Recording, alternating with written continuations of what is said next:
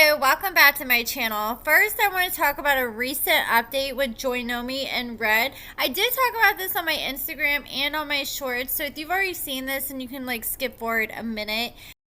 So when I did my video on Friday about Redd and more about who he is, I was looking at their relationship statuses on Facebook, and Joynomi said she was in a relationship since July 2016. Redd said he was in a relationship, but then he ended up posting stuck between I want to love someone and I'm better off single. And then I saw him going live all weekend with some other girl, and then I noticed today that his relationship status says single. Then Joynomi changed her status. She just hid it, and now you can't see what hers is. But then she ended up posting after he posted he was single. She said, when your intentions are pure, you don't lose anyone, they lose you. And she said, no loss here. So it sounds like they may have broke up. That's what I'm getting from all that. But now let's talk about this last episode. So Joynomi decided that she was going to get in the car, she was going to head over to see a lawyer with her sister because she wants to inquire about Redd possibly adopting her son when he gets out. And now, with what we just talked about, I sure as hell hope he didn't adopt the son, knowing that they are most likely broke up now. So Joynomi shows up, she asks the lawyer what exactly she has to do to have Redd adopt her son. She explains, look, I'm dating this guy that I've been with the past 7 years, and he's been in prison. I have a 3-year-old son. And the lawyer was a little confused. He's like, well, who's the son's legal father? And she's like, well, I don't really know. There's 3 potential fathers. And the sister was shocked. Her mouth dropped. The sister had no idea at all. And I called it last week. When I made my last video about them last week, when she said she got pregnant off a one-night stand, you know that can happen.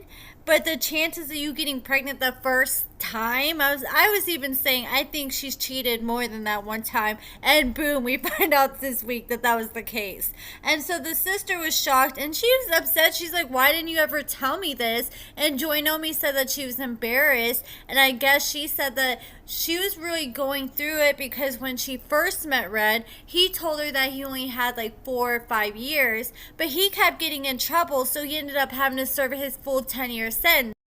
Like I reported in my video on Friday, just in 2018, he was charged with assault while he was in prison. He pled guilty to that, and that's one of the reasons why he had to do his full sentence. So Joynomi is saying that he can't even stay out of the hole while he's locked up, and if he can't stay out of trouble while he's in prison, how do you expect him to be when he gets out in these streets? Joynomi was trying to say, oh, it can't be cheating because I've never met the man. But Redd does know that she's cheated and slept with at least 3 different men. And she's admitting to 3, then it's probably more like 20, 30, 50, God knows what. But she said that she was mad because he told her, look, I only got 3, 4 years when they first got together. And then ended up being 7. And she says it's been hard out here. And she's been horny and lonely. And I think a lot of it just deals with her being she doesn't really love herself, so she looks for love in all the wrong places. So Joynomi asked the lawyer about the whole process, and the lawyer told her that if Redd ends up adopting her son, then he will be legally responsible for her son for the rest of his life, even if they break up. And she's like, well, I don't want to think that'll ever happen. And I think she really thinks that. She really thinks that they're going to be together forever and never break up. I'm sorry, I just don't see him wanting to take on all that responsibility. I know we haven't met him yet, but I think he's just telling her what she wants to hear when it comes to adopting the son. Plus, adoption is expensive. She couldn't even make it to go pick him up from Missouri without going and pawning the heirlooms. So how is she going to afford to adopt a child and take care of that child? And plus, she's never even met the man, and her child has never met the man. But she wants to sign over the rights to her child. No, that just does not sit right with me. So Joynomi and her sister left the lawyer's office and they went and dropped off her son. I'm not sure who she dropped her son off with, but she's leaving her son for a while, and she's never left her son and been without her son for a night, and she's about to leave her son for a whole 2 weeks, so she couldn't even keep her composure after she left her son. She was literally falling apart in the car, and her sister even told her before she dropped her off at the airport, you still have a chance to turn around now. But Joynomi has already invested so much that she's going to give it a chance, and hopefully we'll see her finally meet Redd in this next episode. And now I want to talk about Chelsea and Mikey, because I haven't talked about them too much this season so far because they just kind of started off a little slow. We were introduced to them a little later. But Mikey and Chelsea, they're just going through a lot. Chelsea lost her mother a few years ago. Mikey lost his mom. I think it's important to showcase stuff like this to show what people go through, and like when they are on drugs, because so many people take stuff like that for granted, their parents and stuff like that, and you don't realize until you're gone. And Mikey's realizing that all these years he wasted running around, spending time in prison, it's time that he could have spent with his mother, and he didn't realize that until it was too late. So Chelsea and Mikey decide to go head over to his sister's house, and when he gets there, the sister takes him upstairs to his old mother's room, and he got super emotional, and then he ends up finding this card, and he didn't have the courage to read it at the time because it just wasn't a good time. You know, he's already crying all day. He finally started to wipe his tears away, and they're starting to dry up, and then all of a sudden he finds the card, and the waterworks about to start flowing again, and it just wasn't a good time, so he puts it away. But of course the producers, they want to hear what's in the card, so they ask him to read it out loud later,